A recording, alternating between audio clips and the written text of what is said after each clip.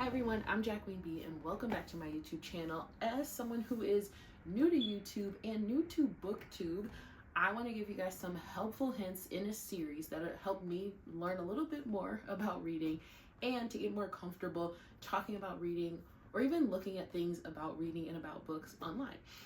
So what I want to talk about are, the first one is acronyms. Actually, I have this list. This is only 16 acronyms, but there are so many more. I want to make that very clear.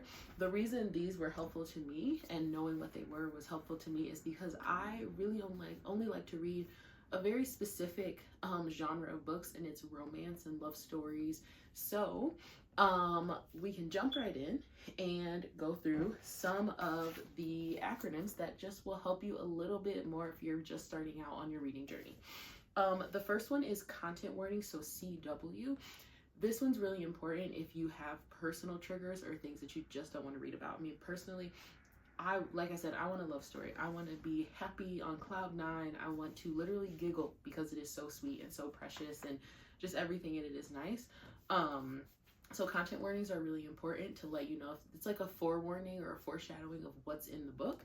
It could be anything from like self-harm to domestic violence or abuse or anything. They can get very extreme, so you want to make sure you pay attention to look for those. And I'm gonna do the second one too. So the second one is trigger warning, similar to a content warning, but these are things that are known to be triggers to people.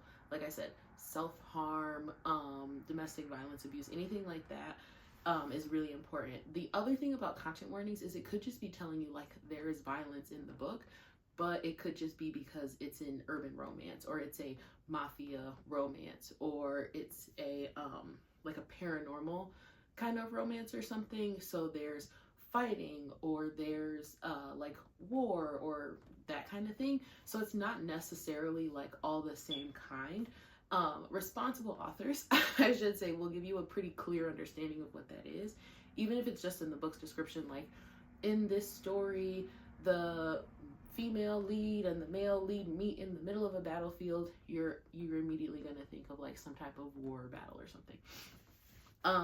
The next one that I feel like I heard a lot on like BookTok or even just like scrolling through BookTube a bit on YouTube is DNF, or like Facebook groups or things like that, or where people are reading and talking about what they're reading, is DNF, which means did not finish. At first, I was literally scrolling through things, had no idea what all these acronyms were because there are, again, so many, and I'm just going through like a little chunk that helped me to understand what other people were saying a little bit more. Did not finish is pretty simple though. It's like they didn't like a book for a certain reason. People will DNF books for literally anything. Like people will DNF books because they don't like the book, which is, I think, is completely reasonable. I've seen someone say they DNF books based on if they don't like the characters' names, and I hadn't encountered that problem as much. And then I was looking in a Facebook group, and one of the characters' names was 6 letters with 1 vowel. And in that moment, I said, I understand why you would DNF a book, because that's a little silly to me. It's hard. Like, the more you make it harder for like readers to read, I think the least likely or the less likely they are going to finish a book. Like personally, I usually don't DNF books because I really only read books that are the types of books that I actually like. But sometimes it is harder for me to finish a book if like while I'm reading the book, because I bought the book or I rented the book or I paid for the book. Now it belongs to me and I can change the names, but I don't always want to be doing that. The next one is E2 or ETL. So that one is enemies to lovers. This one is kind of like tricky because I'm not always a huge fan, because enemies to lovers can kind of be like similar to bullies to lovers. And I don't mind enemies to lovers if it's like 2 opposing companies having a merger. One has a CEO that's a male, the other one has a CEO that's a woman. They're working really hard together to handle that process, and then they fall in love. Initially, or if it's even like one political party is running for a role or running for a position and another party is running for a position, one's male, one's female, they are enemies because each of them wants to win, similar to the business merger example. And I've actually read books just like both of those, where it definitely was like enemies to lovers, and it's not always aggressive or like intense or like scary. It's just we are on opposing sides, but we spend so much time together. We're actually very similar, and now we're in love. So that kind of thing I do like. B2 or TL, I don't like the bullies to lovers thing. It's weird to me. We are too old to be bullying each other because we like each other. Just say you like somebody. Next, FMC is female main character.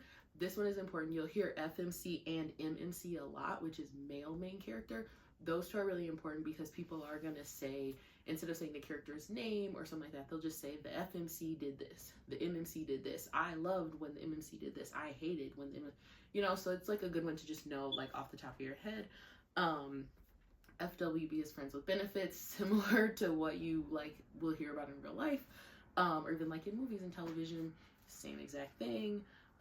Friends to lovers, or F2L, FTL, is one of my favorites because my husband and I were friends to lovers. We were really good friends in college and then started dating right after I graduated. And so like friends to lovers just has a special place in my heart. I think it's really sweet. And a lot of times I just believe strong relationships are built on strong foundations. And sometimes that's just being friends first. The next one is HEA, which is happily ever after. I love a happily ever after, but I also do really enjoy an epilogue. And recently I watched a TikTok, one of my favorite TikTokers, like in terms of BookTok, because her videos are just hilarious. And she talked about things in books that she didn't like. And I never thought of this thing as something I didn't like, but something that's like a nice to have. And she was like, if the epilogue is less than a year away, my critical thinking skills can tell me what happened. And when she said it, at first I didn't think about it, then I read a book and the epilogue was like 3 months later, and I'm like, well, yeah, of course the character's pregnant because in the last chapter of the book, you had her like throwing up, or, you know, she missed a period or had to go to the doctor because she wasn't feeling well. I know that means they're pregnant. Show me a year later when the baby's born and they're together and happy and living their life. So, that creator was Brit in her books on TikTok. Love her content. If you are looking for a book talker before that app gets shut down, definitely follow her. Her content's amazing. Another one is KU, which is Kindle Unlimited. That's not one that I heard a lot, but as someone who has Kindle Unlimited, I just thought it was like relevant to talk about. I like Kindle Unlimited. It's a reasonable price, and I think if you read like 3 to 4 books, it's worth it. So, and as somebody who in a month can read like 4 to 10 books, it's definitely worth it. Especially if I'm reading a hardcover book. Like with audiobooks, I'm able to read like 1 or 2 a day. But with Kindle Unlimited, instead of having to buy books, because they do get very expensive, and there are some books on Kindle Unlimited that are audiobooks, which is my personal preference, because then I can multitask and do other stuff. I have a lot of hobbies and a lot of responsibilities around the house. So if I can listen to the book while I make dinner, listen to the book while I'm reading emails, so I can listen to the book while I'm cleaning up the house, like it's just so much more convenient than like I can only sit down and read a book. And whenever I sit still for too long, my toddlers will come like grab my arm and try to pull me away because they think I'm just available. The next one is MC, which is main character, but this one has a double meaning because MC can also mean motorcycle club. So depending on the types of books you're reading, again, some acronyms just are irrelevant and some are very relevant. So as someone who has read motorcycle club or like organized crime kind of books, MC is used as motorcycle club as opposed to main character. So it's a good one to know that there's a double meaning. MMC, I said earlier, is male main character. TBR is one that I feel like you hear a lot, especially with like the short form book content where people are saying, this is on my TBR list, here's my TBR list, TBR list. It means to be read. So it's just a book that you have that you want to read in the queue of however many books you are currently reading or how many books you're planning to read.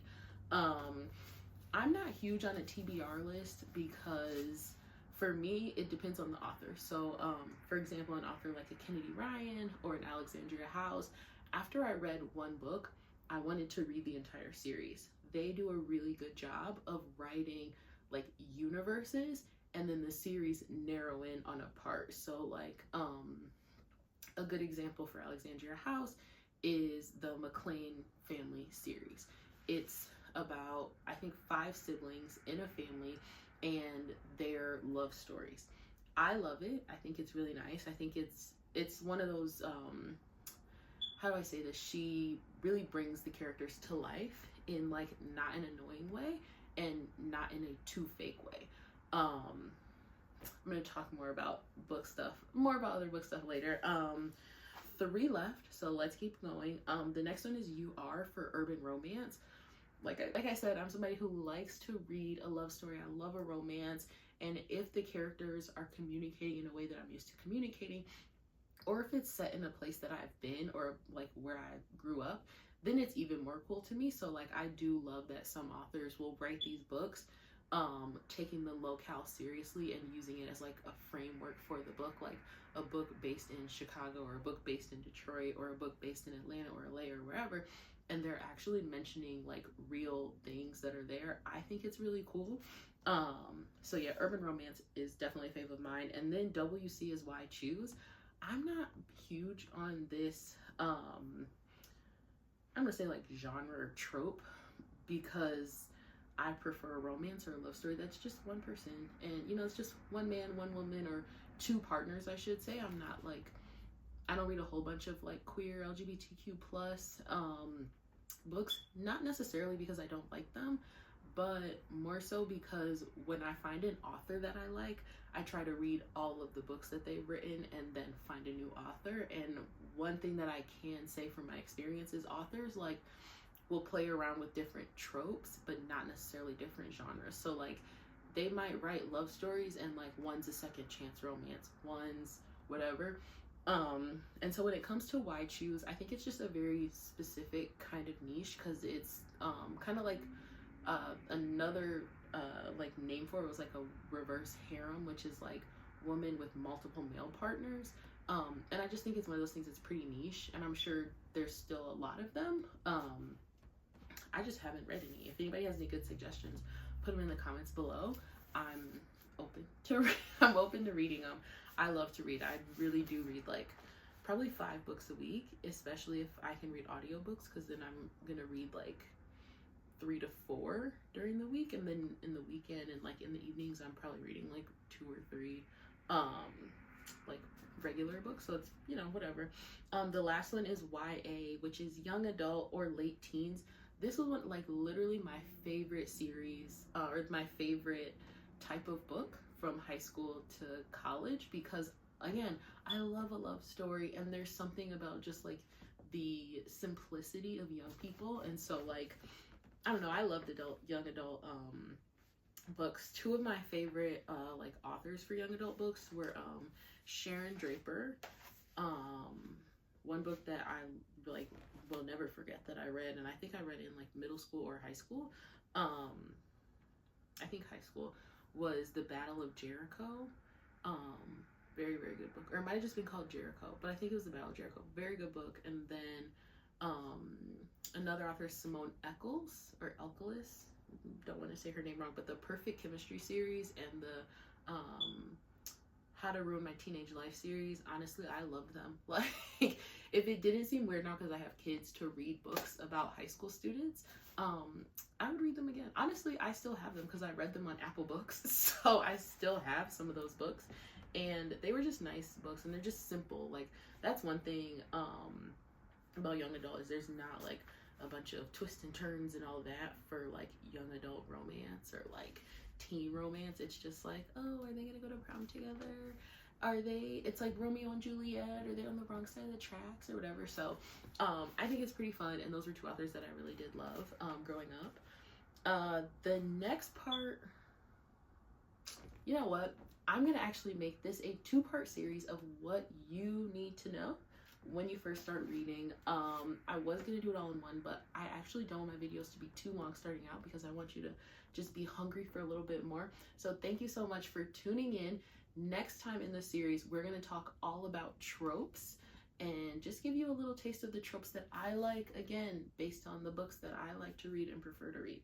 So if you enjoyed this video, make sure you like and subscribe. And if you have an acronym that you specifically loved or that you had never heard of, let me know in the comments, because there are so many that are kind of crazy.